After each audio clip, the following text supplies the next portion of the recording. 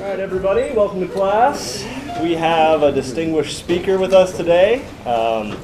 This is Dr. Ben Zuckerman. Dr. Ben Zuckerman is a professor in the Department of Physics and Astronomy at UCLA. He received undergraduate and graduate degrees from MIT and Harvard. His major scientific interests have been the birth and the death of stars and planetary systems. He has maintained a continuing interest in the question of the prevalence of life, especially intelligent life, in the universe. He developed and taught a UCLA honors course entitled 21st Century Society, Environment, Ethics. He has co-edited 6 books, including Extraterrestrials, Where Are They?, The Origin and Evolution of the Universe, and Human Population and the Environmental Crisis. He has been a member of the board of directors for Sea Shepherd Conservation Society, Californians for Population Stabilization, and the Sierra Club. Ben loves hiking, he loves the Grand Canyon, where he's explored extensively, and he loves to share photos and stories of his adventures to young people and other outdoor enthusiasts. So it's really my great honor to introduce Dr. Zuckerman. He's a distinguished scientist who cares deeply about the environment, and we really should thank him for taking the time to talk with us today. So please join me in giving a warm UCLA welcome to Dr. Ben Zuckerman.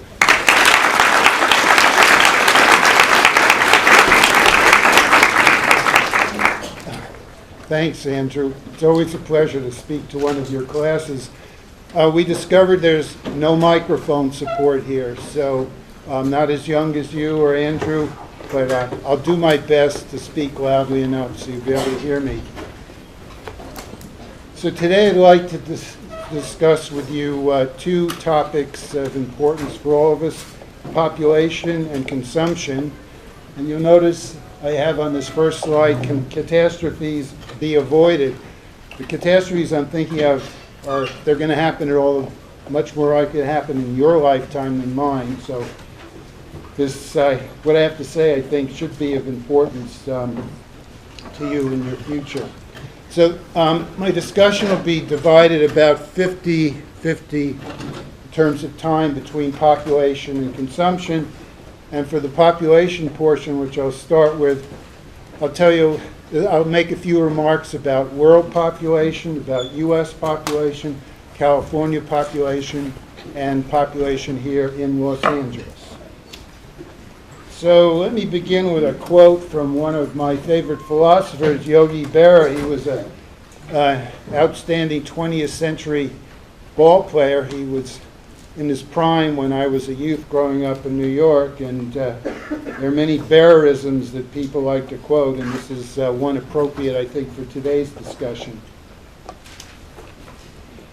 So we could ask just how many of us there are, and we'll talk about a rough number in a minute or two, but in terms of biomass, it's really remarkable that over the last couple of thousand years, we and the populations of our livestock and our pets have grown so enormously that right now, if you consider the biomass in terrestrial and avian vertebrate species, we and our livestock and our pets comprise about 98% of all that biomass. It's just a couple of dozen species that basically are controlled by us. All the other vertebrate species on the land and in the air comprise only about 2% of the biomass, and there are 30,000 such species, about 10,000 bird species and 20,000 terrestrial vertebrate species. So the 30,000 species comprise about 2% of the biomass, and we and our pets and livestock, the other 98%. Here's a famous picture or graph of world population growth going from a million years ago up to the present, and this is in billions of people. When I was born back here in 1943, the world population was down here somewhere. We're now up at about 7.5 billion people. So in my lifetime alone, the world's population is more than tripled, and if I manage to live a few more years, it will quadruple by the time I meet my maker, or whatever people do after we're done here on Earth. So that's really quite remarkable. In one human lifetime, the population of our species will quadruple.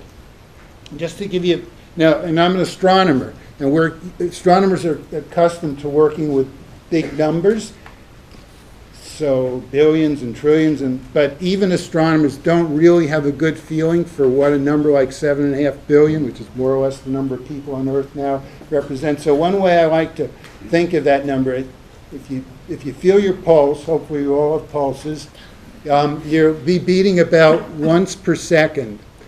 So if you started counting right now, and you just counted every time your heart beat, how much into the future, how many weeks, months, years would you have to go in order to count 7.5 billion heartbeats? Anybody have any feeling for what the answer to that question would be?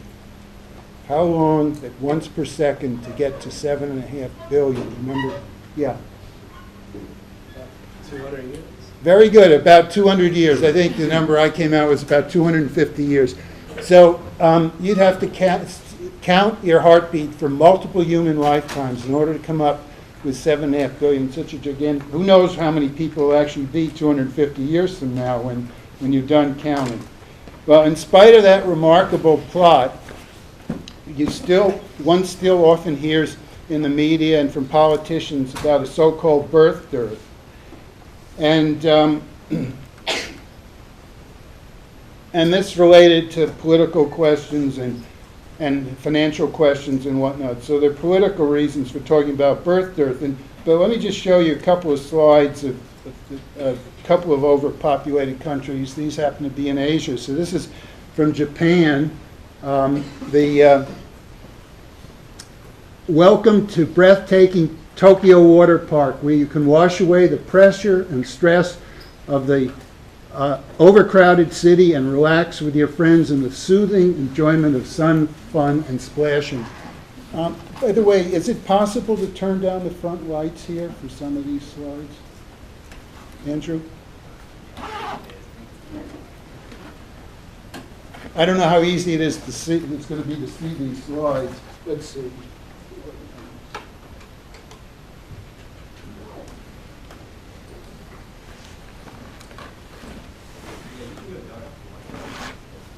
Yeah, it gets too dark, and everybody goes to sleep. Okay, so anyway, that's Japan. Here are a couple of pictures of a beach scene in China. There's McDonald's in China. Here's your typical Chinese beach scene. So it's hard to imagine a birth dearth when there's countries of more than 1 billion people and pictures like that. And none of us will ever, because world population growth has got so much inertia associated with it, no one among us will ever be living in a world with as few people as currently are living now, unless there's some kind of catastrophe or multiple catastrophes. During the time that we'll be together today, the world's population will increase by more than 10,000 people. Here's another commonly mentioned absurdity. You can often hear about, oh, there's no population problem. Everybody in the world could easily stand in the state of Texas with room left over to spare. But by the same token, we could all stand in Antarctica or in a big crater on the surface of the moon. And obviously, it just doesn't matter how much space you take up where you're standing. What matters is how much space and how much area it takes to support a typical human being. So this is just a completely meaningless statement. Here's a graph of world population projected, growth of the world population projected into the future. It's been running along at more or less 80 million people added each year to the Earth. This is actually a little bit on the low side. The best figures for the last couple of years have been more like 84 billion rather than something under 80 billion or so. So you can see that the world's population growth in terms of the number of people added per year has not declined for something like 50 years now. Whether it will decline, as this graph shows, yet remains to be seen. So just to give you a feeling for how much the world's population has grown in recent years. So here's India, a country which has a land area only about the third the size of our own country. Okay, so India is not a particularly big country. Yet, India's projected population in the year 2050 is going to be about 1.65 billion people. Well, what does that mean? Well, if you compare the population of the entire Earth in the year 1900, when my father was born, the world's population was 1.65 billion people.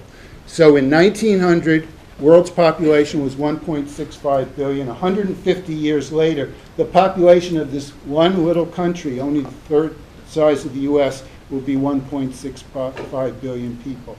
Another interesting country is Bangladesh, which is right over here, the most densely populated country in the world. And in 1991, a cyclone killed 130,000 people in Bangladesh, and those people were replaced by the growth of the population of Bangladesh in less than 2 weeks. The population of Bangladesh had grown enough to replace 130,000 people who died in that cyclone. Okay, moving on to the United States. This is a picture showing, from U.S. Census Bureau figures, showing some places where the population density is pretty high. And when I first saw this figure, I was really amazed that most of the red dots here, with the 3,000 plus people per square mile, are out here in California. I thought all the people were back here in the Northeast. Well, there are a lot of people there, obviously, but they're not as densely packed as they are here in California, so it's not surprising our traffic woes are as bad as they are. And here's an interesting figure that back in the decade between 1990 and 2000, the population of every single one of the 50 states increased. It's the first time in the entire history of our country this happened. Here's a figure that I put together from some sort of back-of-the-envelope calculations I did, but projecting it to the year 2100. So here's the number of millions of people in our country. Back in 1900, it was less than 100 million. 2000, it's a bit under 300 million. Now we're up, 320 million, 330 million, not really quite sure where. But I did some estimates of what the population might project to in the year 2100. And this gray area is the region that however I calculated, that's what I came up. And this is the low ball estimate and the high ball, between 600 million and 900 million people. By the way, some of you are likely to be alive in 2100, so you can check out and see which one of these projections turns out to be more nearly correct. This U.S. Census Bureau is a much more complicated way to do these calculations than whatever technique I used. But I was pleased that their low ball projection was essentially the same as mine, and their high ball projection was actually over 1 billion people for the year 2100. So between the years 1990 and 2010, our country added 60 million people, which is a lot less than were added in either China or India. But because our per capita consumption is so high, the effect on the Earth's biosphere from our population growth is actually the most damaging, more damaging either India or China's. Here's another picture of some of the urban clusters around our country. So here's the famous sort of Boston to Washington cluster people, sort of constant urban or near urban areas over a stretch of hundreds of miles. Here we are, this is us out here in LA. But for the next couple of slides, I just want you to focus on this region between Raleigh, North Carolina, and Atlanta. This looks, fairly dense, but there's still some open space there. So here's the what's called the Piedmont. That's this green area, and there's Raleigh. This is the way it looks now, essentially. You can see there's still some nice rural areas separating the urban areas. That's now, but in the projection, given current projected population growth in 2060, so just 50 years from now, this is what this area is going to look like. You can drive on the interstate 50 years from now, if these projections are right, all the way from Raleigh to Atlanta. It's something like 300 to 400 miles. Here's a mileage scale. So that bar is 150 miles. It's probably close to 400 miles. And you basically will be in urban areas the entire 400-mile drive. It's a little bit like now if we drive from San Diego up to Santa Barbara, except for the Pendleton military base and maybe a little region between Ventura and Santa Barbara counties, you're basically 200 miles. You just can't get away from people during the San Diego to Santa Barbara drive. So this drive will be twice as long as that drive, essentially urban the entire way. And according to a study that's going to be published, I think, pretty soon, of the increase of these urbanized areas, the so-called sprawl, the sprawl will be due 86% due to population growth in the Piedmont area, and only 14% due to the fact each individual person is using more land area than they were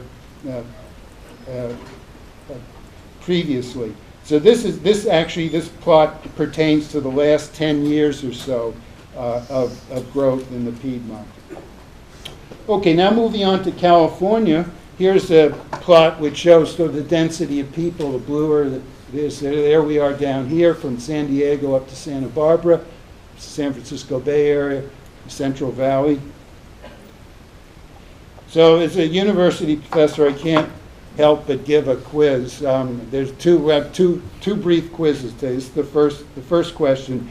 So the first question is, which is more densely populated, California or the continent of Europe? Anybody? Which is more densely populated? Somebody take a guess. Obviously, it must be Europe because I wouldn't show you this slide if it was. It must be California because I wouldn't show you the slide if it was Europe. We're actually more densely populated here in California than the continent of Europe. You just have to go to an almanac or Google or something. You can check the numbers yourself. So this is a plot that shows California's population growth. So here we are about. Right over there, we're getting up near 40 million people here. If you project California's population growth another, about 40 years, sort of at the end of this, the right side of this graph, California will be more densely populated than China is. That's the same China I was showing you some of those beach scenes from. So China is trying to do something about its population growth. It's trying to stop it, and this is what's likely to happen in California with business as usual. And again, presumably almost all of you, hopefully all of you, will be alive in 2060 and see whether or not California really does have this many people. But right now, without any projections, California already contains the three most densely populated urban areas in the U.S. Right here in LA is the most densely populated, then San Francisco, Oakland, and San Jose. It's no wonder our traffic is so bad here. But we have a very urbanized country. About 81% of the U.S. population lives in urban areas. Here in California, that population growth that we saw a few slides ago is due almost entirely to immigrants from abroad and their offspring. Right now, about 40% of Los Angeles residents are foreign-born. And because immigrant women have more children here than they would have had on average if they'd stayed at home, the mass immigration to the United States not only increases U.S. population, but also increases the population of the entire world. So here's with the second question in my little quiz. What was the number one county in the entire United States number one agricultural county in the late 1940s after the end of World War II? Los Angeles, thank you, that's right.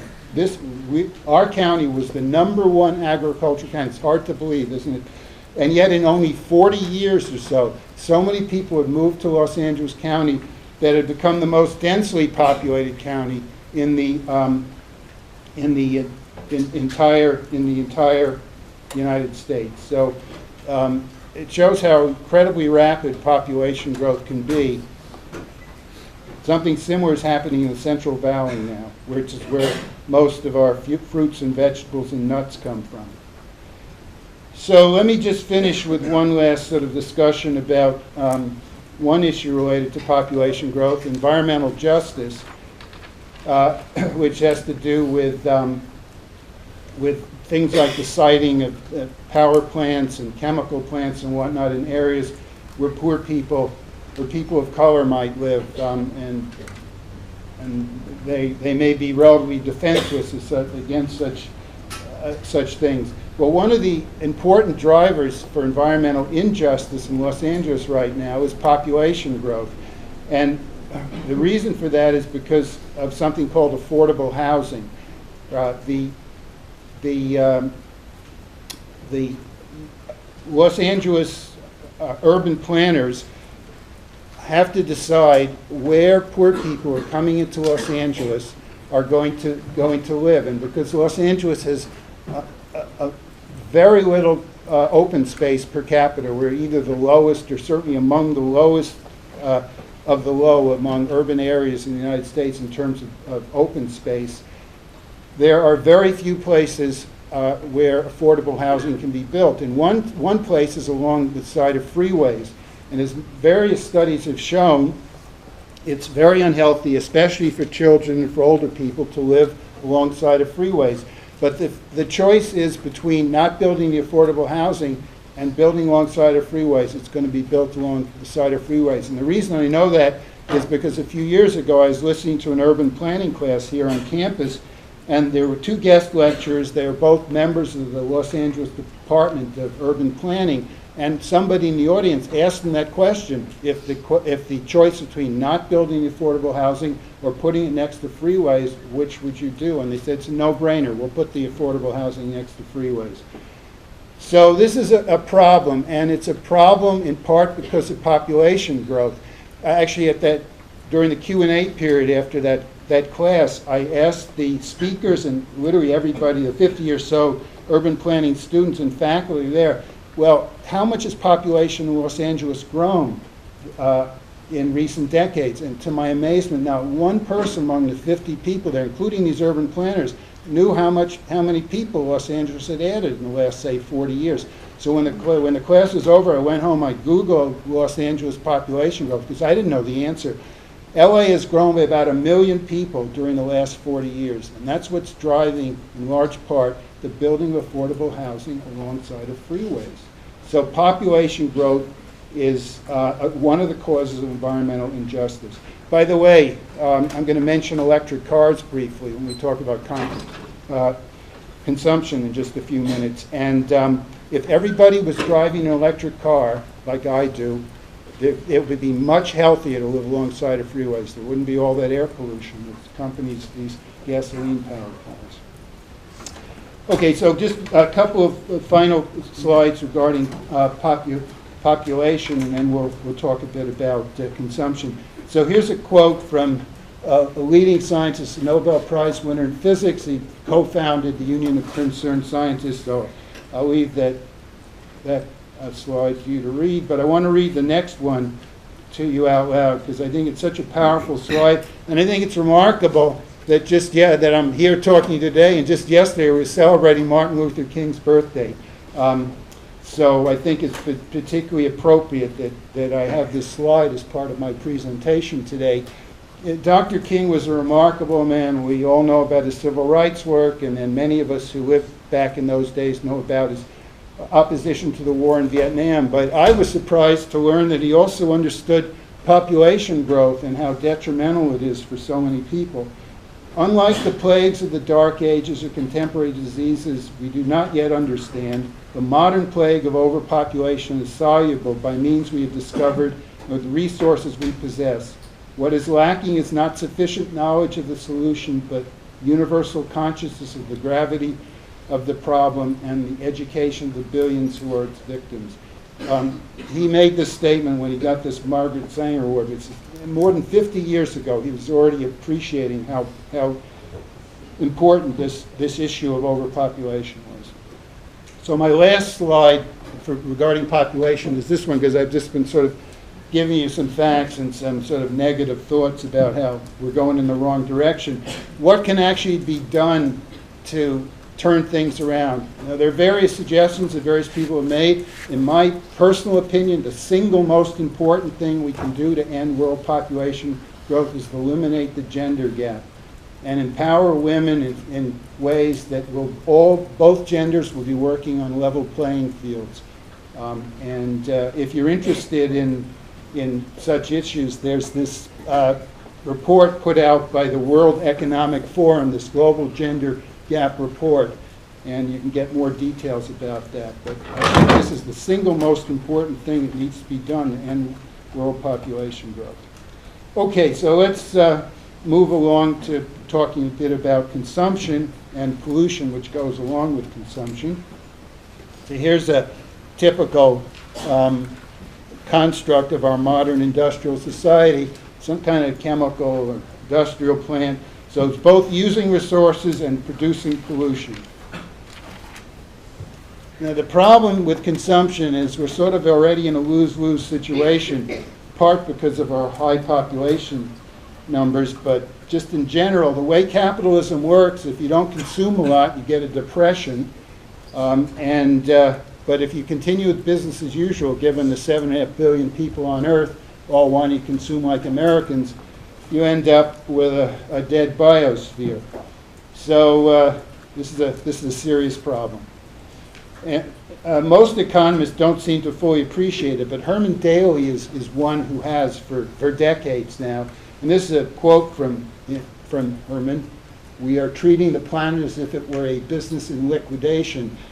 And one way that we're harming the biosphere by our consumption is, in the case of these comments by Jacques Cousteau, that oceans are dying. He was a very famous ocean explorer back when I was your age.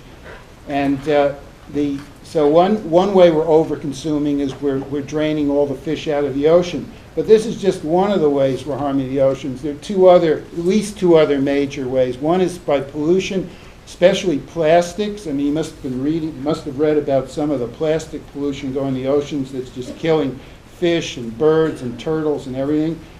And then another way we're damaging the oceans is by all the fossil fuels we're burning. The carbon dioxide that we're putting into the atmosphere then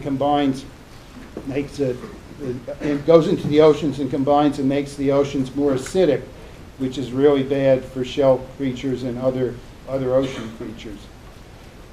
So in terms of the overfishing, there's a lot of blame to be spread around.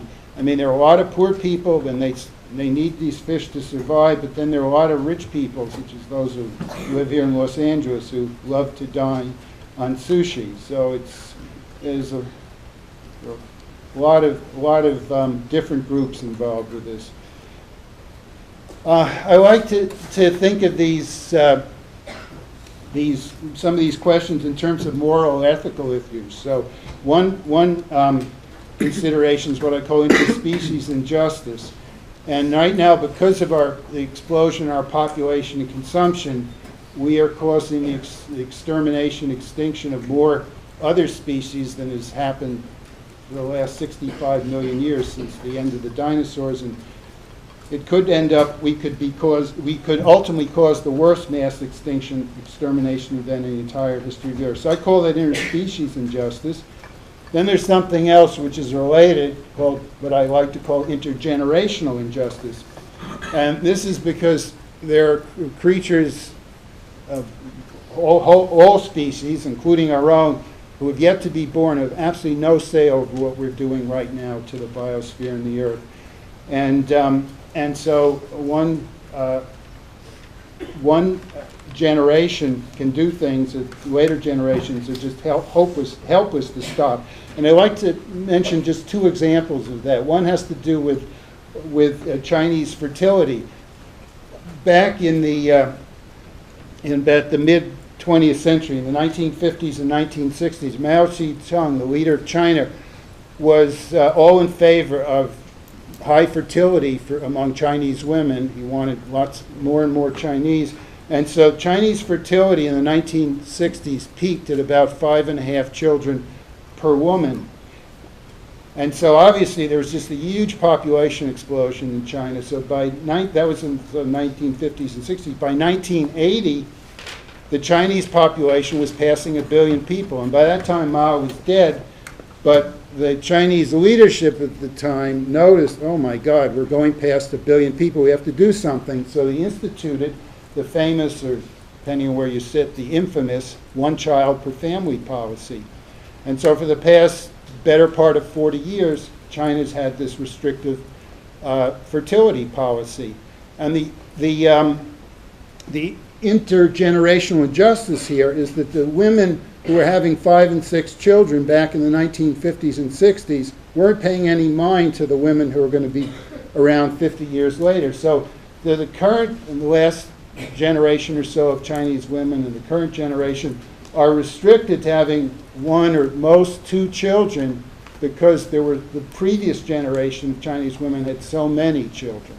So that's an example of intergenerational injustice. Another is all this anthropogenic carbon we're putting into the atmosphere that I think Andrew spoke with you a bit about last week in conjunction with climate change and global warming. This stuff's going to be, carbon dioxide is going to be around for hundreds of years. So all the fossil fuels we're burning now to fuel our automobiles and our airplanes and everything else, we are sticking the next hundreds of years of our species and all other species with the consequences of our use of these fossil fuels, overuse.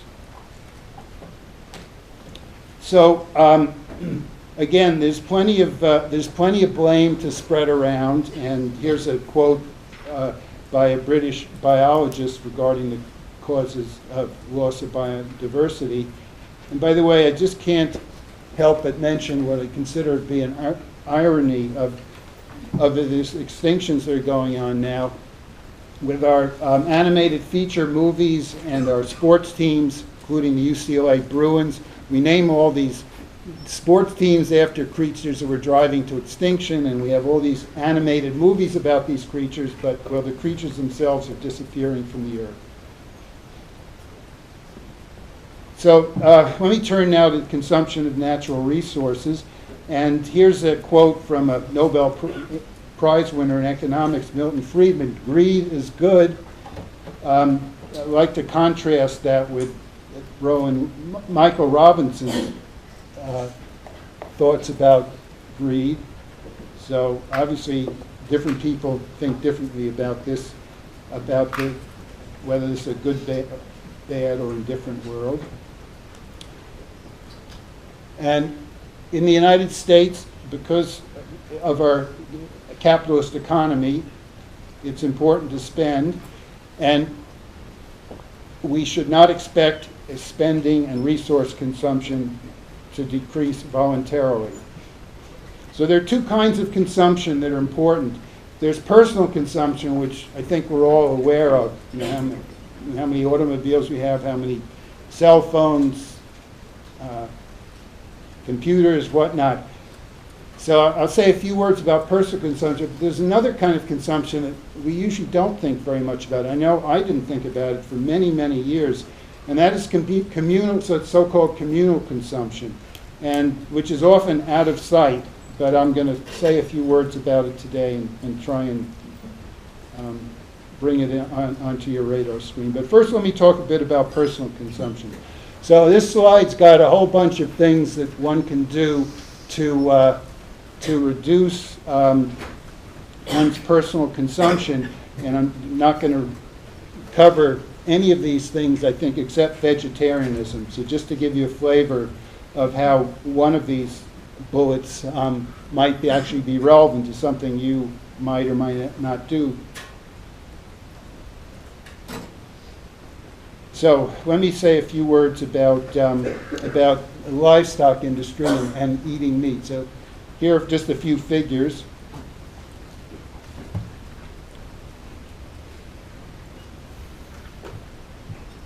So there's your Big Mac or whatever. That's about how much went into it in terms of the livestock. So most people don't realize that the worldwide livestock industry is actually one of the three major contributors to global anthropogenic greenhouse gas emissions.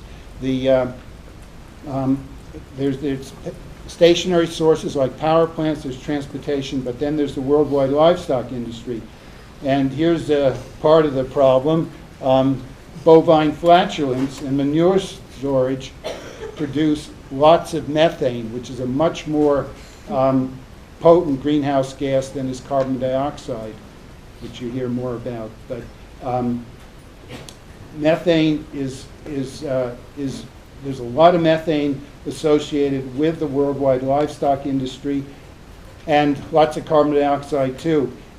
But this source of greenhouse gas emissions is often neglected. Back a little over a year ago, there was this famous Paris conference on climate change, and they essentially ignored the contribution of animal agribusiness to atmospheric carbon. So they talked about stationary sources, about transportation, but this source they basically ignored. And yet it's one of the three most important sources of anthropogenic carbon. And beef is by far the worst, as you can see from this plot. Here are dairy and beef cows, and then down here buffalo, sheep, etc. There are about 1.4 billion beef cattle on Earth now. Sheep and goats together account for about 2 billion in number. Pigs are about 1 billion pigs, and chickens, about 20 billion chickens on Earth right now. For every human being, there are about 3 of these. And the number of chickens consumed in the United States each year is just incredible. In terms of the weight in chickens, we think of elephants as big, but the chickens just totally, the biomass in chickens totally dominates the biomass in elephants. And then if you put all the wild land vertebrate species together, so this is like 20,000 species go into this bar here, chickens still outweigh all the wild vertebrate land species on Earth that are not domesticated by human beings. And chickens are only a small part of our domesticated biomass. So there's the chickens up there, but you can see it's mostly dominated by cattle, sheep, and pigs. And again, this is the land vertebrates by comparison. So this side does not include our own biomass. So just out of curiosity, a while back I calculated how much we would add to this. What's the amount of how many metric tons of dry weight does our species comprise? And it's about half as much as the cattle.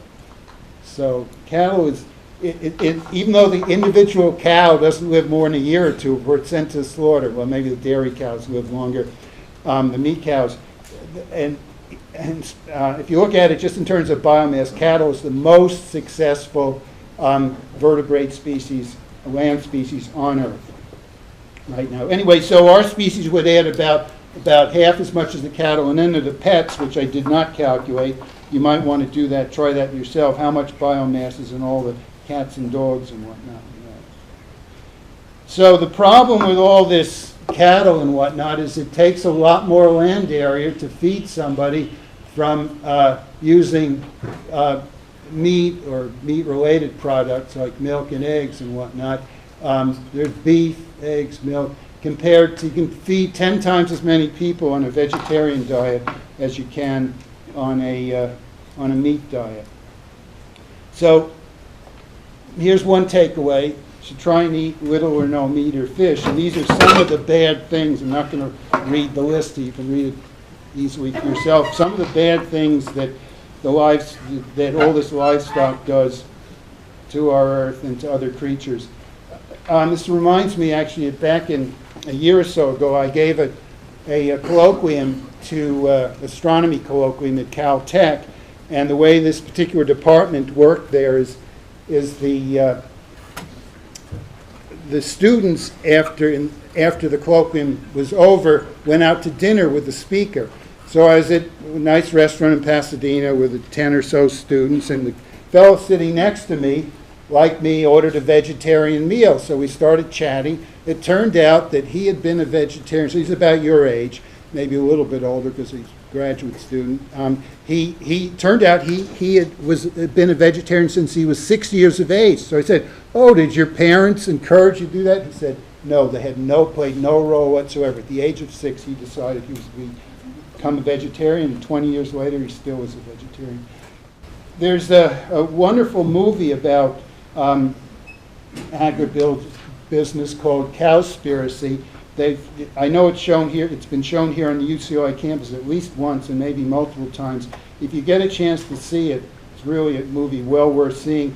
The movie argues the livestock industry is the number one cause of loss of tropical rainforests, above all other causes.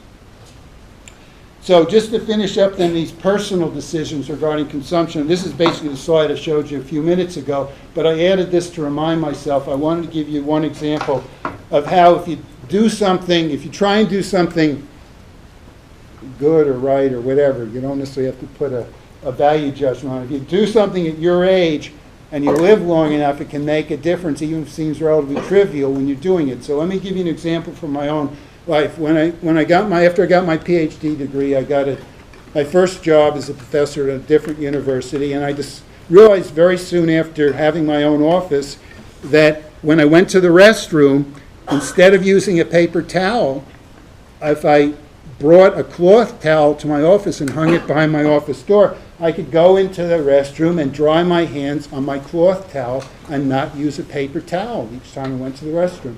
Now that sounds pretty trivial, I agree. But when you've been doing it for 45 years, as I've been doing it, it turns out I calculated it, I have not used about 16,000 paper towels because I bring a cloth towel to my office with me. So if you think when you're young and you try and do something that might be helpful, it can really make a difference if you stick to it. So, okay, that was a personal example regarding consumption. Here's a comment that I think is interesting. So let me now say a few words about communal consumption. So again, this is something most of us don't think about, but here, for example, at UCLA, right here where we are now on the UCLA campus, is a beautiful example of communal consumption. There's all kinds of resources being used here. Energy is one of them, and we're all responsible in part for this energy and resource use. Basically, you want to take the total amount of energy and resources used at UCLA and divide that by the number of students, staff, and faculty, and then you get sort of per capita contribution of each one of us to UCLA's resource use. Now, UCLA likes to talk the talk when it comes to energy conservation and conservation in general, but a lot of it is just talking the talk, and then our administration, unfortunately, is not always walking the walk. And I want to show you 4 pictures I took a few years ago of the Terasaki building, which was commissioned only about a half a dozen or so years ago. I took these pictures, the picture I'm about to show you, on New Year's Eve. Okay, this was like no one was on campus. It was like 1 in the morning on New Year's Eve. Everybody had been celebrating their New Year's Eve parties and everything. So there were no custodians, no professors, no students. So there's the Terasaki Life Sciences building. This is Charles E. Young Drive South. So here are some of the lights that were on. No one's in the building, just completely wasting energy. By the way, this is my Nissan Leaf EV. So I can date when this picture was taken because I bought the Leaf in 2011. It was taken on January 1st, 2012, on New Year's Eve, a few months later. So here's the difference. These are totally different sets of lights. Okay, you can walk by the Terasaki building literally at any time day or night, nighttime anyway. They must be on during the day too. And you see these lights on. Lights have never been turned off in the 6 or 7 or however many years this building's been in existence. Here's a picture, another picture. Those that sort of facing forward. This is looking down one of the corridors. Now I will say, much to my total surprise, the most recent time I walked by the Terasaki building, which was in the last week or two, and I looked down this corridor, which you can look down just in ground level. Actually, some of these lights were turned off. Not these. Not these lights. They were all on. But a few of these lights were actually turned off. It's the first time in the 6 years I've been walking by this building that there are any of the lights off at night. But basically, even if our administration doesn't care at all about the environment, about all the energy waste and all the greenhouse gases going on, you'd think they would at least care about the money they can save by turning these lights off, and they could then earmark that money for student scholarships and something that has to do with our educational purpose here, rather than just having it go up and smoke and waste it. So even if they only care about saving money, they should be turning these lights out. Now, there's not much you can do in getting them to turn these lights out, because God knows I've tried enough times to do it, and some of my colleagues have tried too. But there are a couple of things you could do, and one of them is to work to help the students at UC campuses in general to divest, to get the regions to divest from investments in fossil fuels. And there are people on all the campuses who are working along these lines. And the thing is, the UC regions are made up of old men and women, sort of, more like me than like you. And the effects of climate change and ocean acidification, all these things, they're not going to matter that much to us. They're going to matter way more to you. You have much more at stake than the typical person who's making these decisions for you, who sits in the regions. And here's from this fossil-free some numbers I got from the fossil-free UC campaign. So you can see that there has been a little bit done, but with emphasis on little. So if you compare the holdings that UC has in fossil fuels and related industries to the divestment we've made so far to date, it's just a minuscule percentage of the holdings. There's way, way more should be done. And it's much more important for you than for me. So that's the UCLA campus. And some of you may have been here a few years ago. By here I mean in LA, when they're putting an extra freeway lane in the 405 freeway between the San Fernando Valley and here in West LA. An enormous amount of consumption and earth moving and everything was going on there. That's another example of communal consumption. When somebody puts an extra lane on the freeway, the politicians are making that decision, not you and me, but our taxes are paying for all that. So we are responsible for the construction, ultimately, of these extra lanes and whatever. So in terms of the LA Department of Water and Power, they are dinosaurs when it comes to helping people to transition to renewable energy, especially to solar power.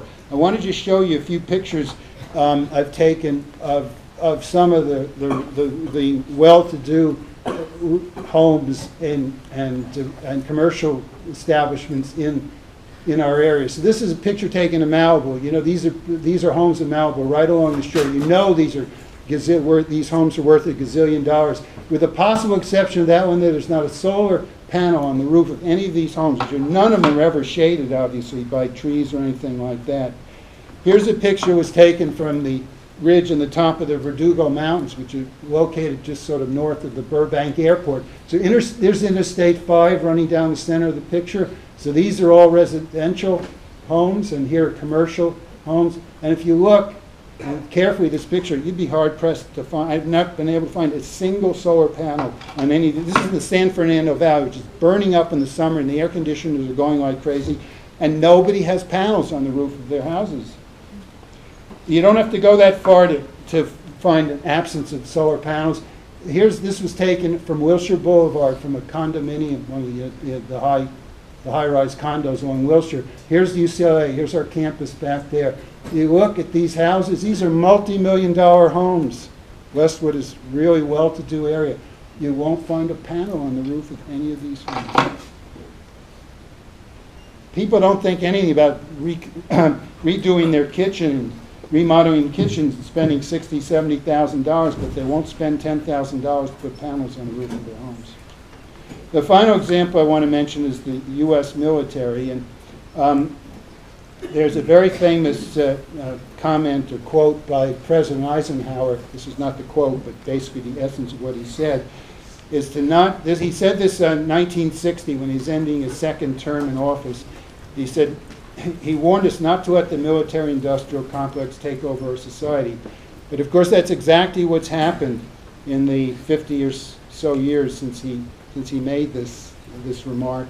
The U.S. now spends about $600 billion a year on so-called defense. This doesn't count wars like Afghanistan and Iraq and whatnot. This is a year in and year out expense. And we're also now, it costs a lot of money, but it also causes a lot of energy consumption and thereby pollution too. But this is again an example of communal consumption. Even if you're so-called progressive and you don't want to spend so much money on the military, the only choices are moving to Canada, not paying your taxes, which is supporting the military, and moving to Canada, or going to jail or something like that. So it's very, very difficult in these cases of communal consumption decided by politics to actually make any headway in improving things. So here's a list of some things that are communal and related to politics more than individual decisions, and I'm not going to read these to you. Just sort of give you an idea of a few of the things that could be done to reduce communal consumption.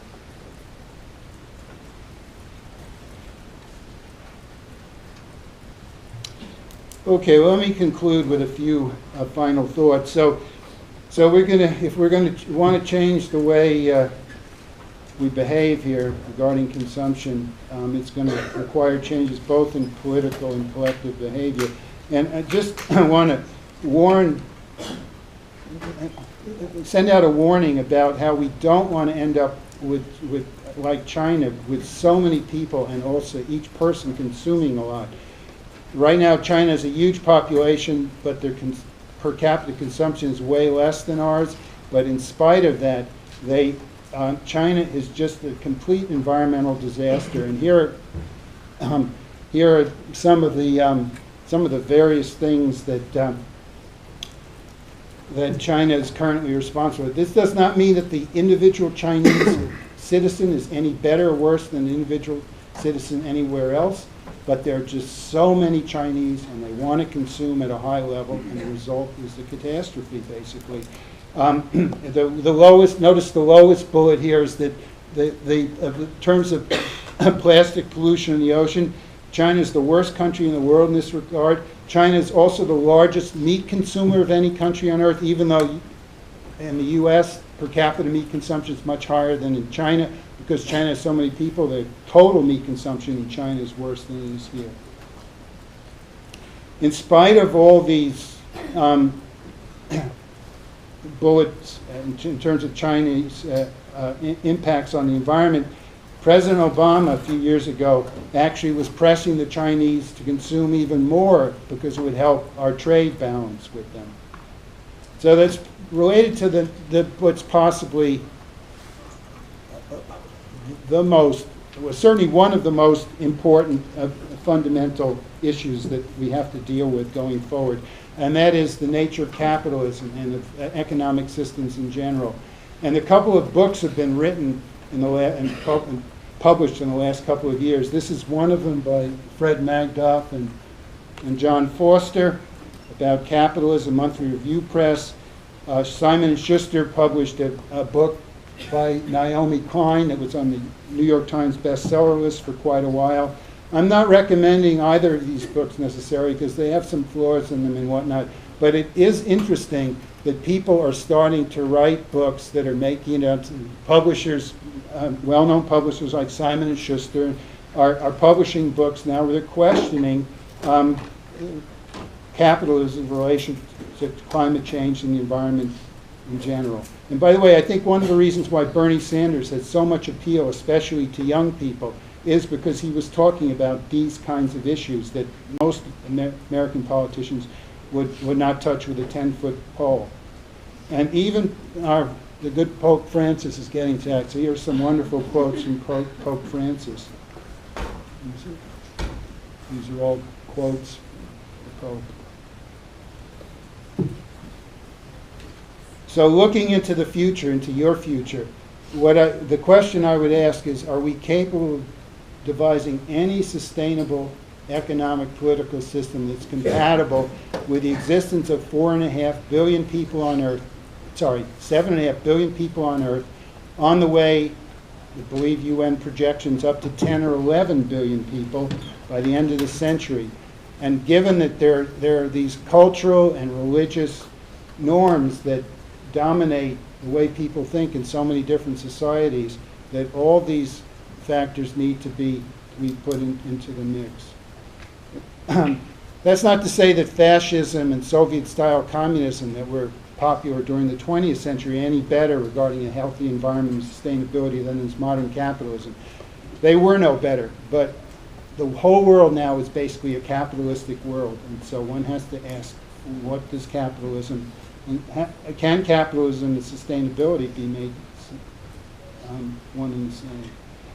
So I'm a little bit pessimistic. This is my bottom line. I hope I'm wrong, but I think that our future, probably during your lifetimes, are going to be determined more by catastrophes than by sort of making rational, reasoned decisions that are, with our big brains, we should be able to do, but we don't seem to. Let me finish up by just telling you of one of my favorite stories in answer to the question, are we humans any smarter than deer? So about 100 years ago, we had President Theodore Teddy Roosevelt. He was regarded by many people as our most outstanding environmental president, going right back to the beginning of our country. And yet even Roosevelt had his blind spots when it came to the environment. So for example, he regarded mountain lions and predators as vermin. And so when he was president, he told his men to wipe out, kill all the mountain lions in the North Kaibab National Forest. So they dutifully went out and killed all the mountain lions. And with no mountain lions, the deer population in the forest shot up exponentially, just skyrocketed. Took off like a rocket. And then, of course, the deer just overgrazed the resources in the forest. And so after this huge population explosion, there was a population collapse. And so when finally the dust had settled, there were fewer deer in the North Kaibab forest than there were when the mountain lions were there. Now, we have no predators like mountain lions. We're basically no non-human predators. The only predators we have are our own species. But I think this is something to take away, to think about what happens when populations just explode without any control. And the coyote is a much maligned creature that, however, has managed to learn how to coexist with our species. And one of the reasons coyotes do so well is they know how to regulate their fertility to match their resource base. So coyotes don't overpopulate. So let me just finish up with a couple of quotes. Here's my favorite Albert Einstein quote. Only two things are infinite, human stupidity and the universe, and I'm not sure about the latter. And here's another quote from a less famous person, somebody who was a British comedian back when I was young. And it's just about intelligent life in the universe. And here's an artist, John Lomberg's take on intelligent life in the universe. There's Venus and Earth and Mars. And in many ways, we're just too smart for this laptop I'm using today in this presentation, and your cell phones. Amazingly amount of smarts went into making these devices, and yet in some of the big pictures, in terms of taking care of our home, the biosphere, we don't do very well. Here's another Einstein quote. Everybody at UCLA has the privilege to know. Every person in this room and on this campus has the privilege to know. And here's sort of this is a final slide I want to show you. Norman Borlaug was honored for his contribution to the so-called Green Revolution, which greatly increased the amount of food available, but he recognized that increased food production without fight to control population would get nowhere. Okay, that's it. Thank you very much.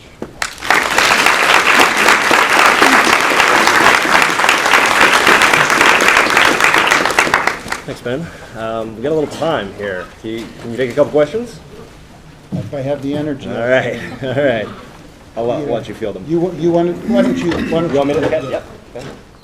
So you said around if we're still alive in the year 2100 to see if your predictions about population and consumption are going to be correct. Were the predictions when you were our age correct or surpassed? So did everyone hear the question? Basically, if you go back 50 years when I was your age and people were making these, they're rather projections than predictions. Predictions is a stronger word, but people were making projections into the future. Where did they actually come about? Did people make the right kind of projections? So I thank you for asking that question because it reminds me of a wonderful thing I read earlier this year. Andrei Sakharov was the father of the Soviet hydrogen bomb, and he was a very distinguished physicist. But in sort of mid-career, he changed and became a dissident, and he tried to work to make the Soviet society democratic. And he actually got a Nobel Peace Prize for his efforts as a dissident. Anyway, as he was making this transition from being a bomb designer to being basically a peacenik, he was being educated by one of his fellow Soviet scientists. And his fellow scientist was obviously paying a lot of attention to the environment and to population growth and all that. And this is back in the late 1950s, okay, so about 60 years or so ago. This scientist who was talking about all the kinds of problems that I've been talking with you about today, to say he was telling Sakharov about, he said, this back in the 1950s, says, "I'm glad that I'm not born in the 21st century." Basically, he could project in his own mind 50, 60 years in the future that he could already see the kind of problems we're having now. And so he basically was saying he wouldn't want to be any of you because you are also basically are going to be living your lives in the 21st century. I know back when I was a teenager in the 1950s that I could project population growth both in the U.S. and the world, and I could foresee what was happening, and it pretty much has happened. But I wasn't anywhere near as smart as this fellow because he was obviously seeing way more than I was, because he was seeing how lots of things were going to happen, and they were going to be basically all going in the wrong direction, such that he was much happier to be living in the 20th century than the 21st century. So there clearly were people who were making projections then, and some of them were getting it right.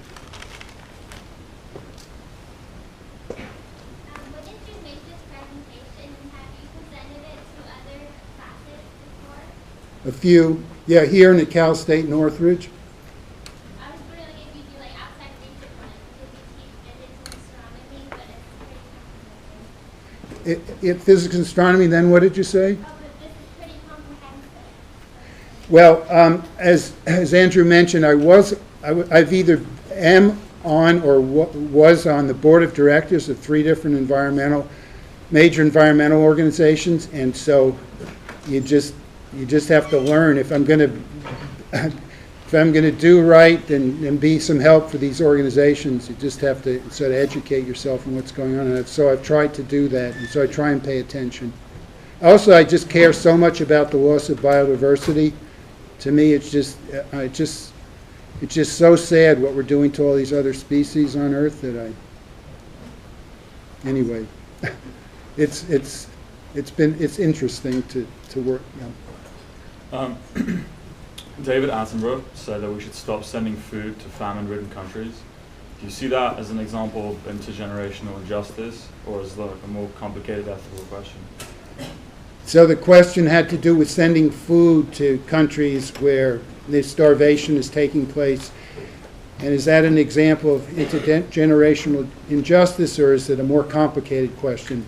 And I would say that that is a very complicated question, and one I would rather not get into, actually. Yeah, that you really have to think hard about what's the right thing or the best thing to do there. I mean, on the one hand, you want to help people who are starving, but this is basically this Borlaug statement that, you know, just sending food or increasing food production without dealing with some of these underlying problems is not going to get you ultimately where you want to go. He regarded this green revolution, which he got this prize for, as just a stopgap measure. He did not regard it as any kind of ultimate solution to the problems he saw in 19... Actually, in response to your question, Borlaug could project, he's one of the people who project into the future. You can see, unless something fundamentally changed, just producing more food in and of itself wasn't going to solve the problems 50 years down the road. When you argued with the administration about lights in the teriyaki building, like, what was their reasoning? Yeah. So the question is, when I brought up the lights in the teriyaki building to the administration, what is their reasoning? There is a sustainability committee on campus here that deals with such matters. I guess they're the go-between between the students and faculty and staff and the administration. And so part of the reason why this has not been dealt with is there's so many problems to deal with of this sort on campus, and just not enough money and person power to deal with them all, so they all have to take their place in line, and I was assured eventually these lights would be fixed, but they haven't yet, except maybe a little bit. But there's a more fundamental problem, and that is when you look at the way buildings are designed and built and maintained on our campus here, you've got two different groups that don't talk to one another. There's the group that's paid to do the construction of the buildings, and then there's the facilities here, which takes the buildings once they're built and commissioned, and then maintains them for the next 80 or 100 years. These two groups of people don't speak with one another. So if you're the construction company, you want to build a building for the cheapest possible cost that you can get by with, you're not going to put motion sensors in the hallways, which is what the Terasaki and many other buildings on our campus should have but don't, because it's cheaper not to put the motion sensors in. So the company builds the building, whoever's contracted to do the work, builds the building, doesn't put any motion sensors in, and then the facilities people have to live with the lights that are on 24/7, year in and year out, or they have to retrofit the building and put the motion sensors in. It's way more expensive to retrofit and put the motion sensors in, and it's slow, and that's why it hasn't happened yet. I mean, the Sustainability Committee understands that motion sensors should be put in, but to retrofit and put them is expensive and slow, and it's not happening. The administration should have these two different groups talking to one another at the outset, but it hasn't happened.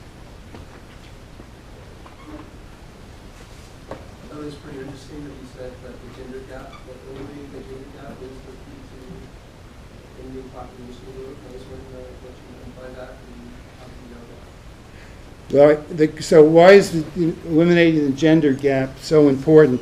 Well, I can't know that because it hasn't happened, but many people more expert in this field than I believe that once women have real control over their own lives, educationally and politically and economically, that the fertility, the high fertility of women in especially the so-called developing countries would just come way down. And it's because it's happened over and over again. When women have control of their own lives, they have fewer children on average. And most of the world's population growth now is taking place in Africa and to a lesser extent in places in Asia and in Latin America. And because of cultural or whatever cultural or religious norms, women just don't have control of their own lives in many of these countries. And once they do, once they have the same rights as men, then things will get a lot better. My sister, she actually manages a public radio station in upstate New York, and she, by an amazing set of miracles, had sort of adopted, in quotes, a young man from Cameroon.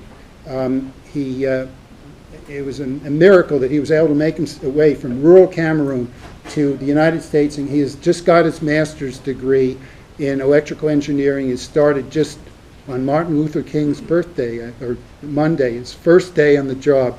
At any rate, my sister and this fellow from Cameroon, Pierre's his name, have set up a nonprofit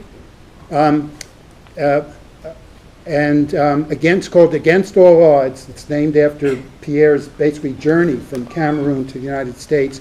And the purpose of the nonprofit is to fund education in rural Cameroon. And one of the guiding principles of their nonprofit is that the money that's spent on education has to go at least as much towards the girls as the boys. And they actually probably shaded to have girls educated even more than the boys, but at least half that money must go to educating the girls in rural Cameroon.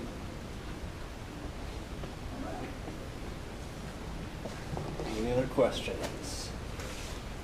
All right, let's give Dr. Zuckerman another hand.